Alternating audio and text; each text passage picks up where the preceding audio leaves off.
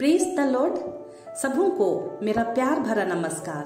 दोस्तों, आज मैं आपको बाइबल में से याकूब की कहानी बताने जा रही हूँ। इसहाक का छोटा बेटा याकूब को अपने पिता के घर छोड़कर अपने मामा के घर जाना पड़ा, क्योंकि उसका भाई एसाव उसको मार डालना चाहता था।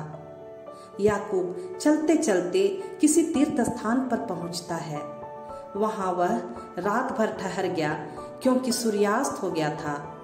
उसने वहां पड़े पत्थरों में से एक को उठा लिया और उसे तकिया बनाकर वहां सो गया।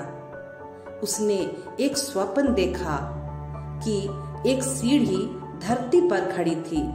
उसका सिरा स्वर्ग तक पहुंचता था और ईश्वर के दूत उस पर उतरते चढ़ते थे। ईश्वर याकूब के पास खड़ा हो गया और बोला, मैं प्रभु तुम्हारे पिता इब्राहिम का ईश्वर तथा इसहाक का ईश्वर हूँ। मैं तुम्हें और तुम्हारे वंशजों को यह धरती दे दूंगा जिस पर तुम लेटे हो।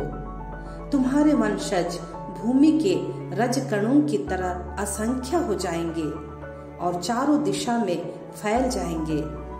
तुम्हारे और तुम्हारे वंश द्वारा पृथ्वी भर के राष्ट्र आशीर्वाद प्राप्त करेंगे। मैं सदा तुम्हारे संग रहूंगा। याकूब नींद से जाग उठा और बोला, निश्चय ही प्रभु इस स्थान पर विद्यमान है। वह बहुत सवेरे उठा और सिरहाने के पत्थर उठाकर उसे स्मारक के रूप में खड़ा किया और उसके सिरे पर तेल उंडेल दिया। उसने उस स्थान का नाम बेतेल रखा। वह नगर पहले लूज कहलाता था। इसके बाद याकूब आगे बढ़ा और वह पूर्व के निवासियों के देश में पहुंचा। सहसा उसकी दृष्टि किसी खेत के एक कुएं पर जा पड़ी।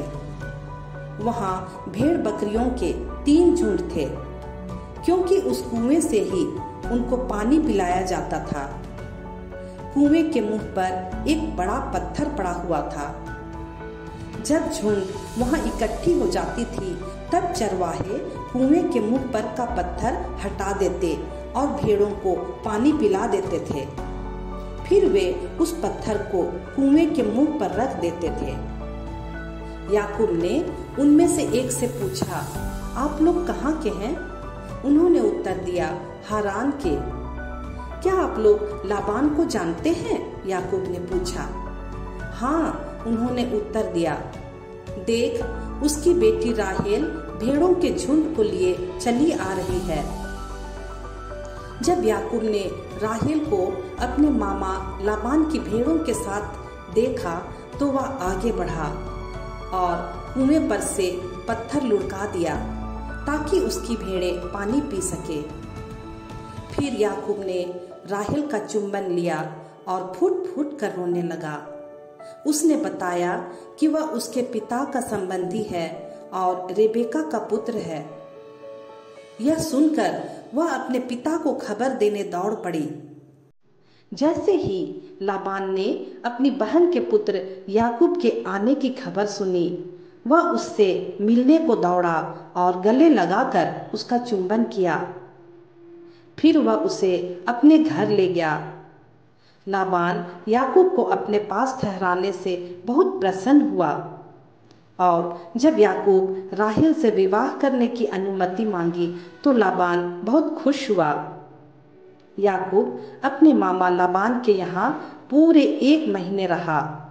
इसके बाद लाबान ने याकूब से कहा, तुम मेरे कुटुंब के हो तो क्या हुआ?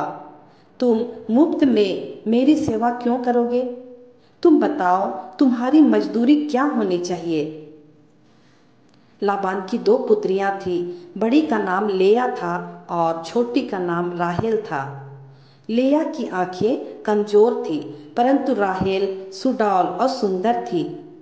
याकूब राहेल को प्यार करता था, इसलिए उसने कहा, मैं आपकी छोटी बेटी राहेल के लिए 7 वर्ष आपकी सेवा करूंगा।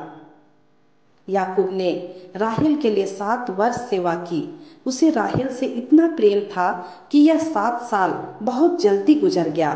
इसके बाद याकूब ने लाबान से कहा, अब मेरी राहेल मुझे दीजिए जिससे मैं उसके साथ रहूं।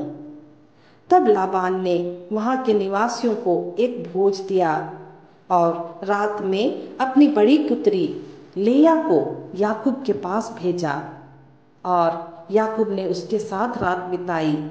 सवेरे मालूम पड़ा कि वह तो राहेल नहीं लेया है। तब उसने लाबान के पास जाकर कहा, आपने मेरे साथ ऐसा धोखा क्यों किया? लाबान ने उत्तर दिया, हमारे देश में ऐसा नहीं होता कि बड़ी बेटी के रहते छोटी का विवाह कर दिया जाए। इसके साथ पूरे सप्ताह भर रहो, मैं फिर तुम्हें राहेल को भी दे दूंगा, लेकिन उसके लिए भी तुम्हें और 7 वर्ष तक मेरी सेवा करनी होगी।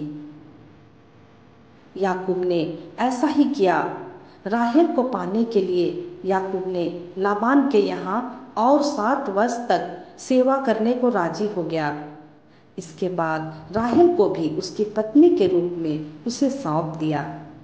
याकूब राहेल को लेया से ज़्यादा प्यार करता था। बाद में याकूब का एक बहुत बड़ा परिवार बनता है।